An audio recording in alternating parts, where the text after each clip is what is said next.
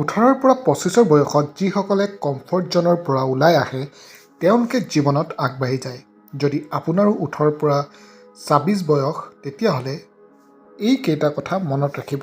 বেছিকৈ শুই আৰাম কৰি থকা এৰক। এই সময় আপোনাৰ কিবা এটা কৰি দেখুৱাৰ। নিগেটিভ মানুহৰ কথা ভাবিব এৰক। আপুনি এতিয়া ভাল বেয়া বুজি পায়, কোন মানুহ কেনেকুৱা বুজি পায়। জীৱনত কোনো লক্ষ্য নথকাটো আপোনাৰ বিফলতাৰ কাৰণ হ'ব পাৰে।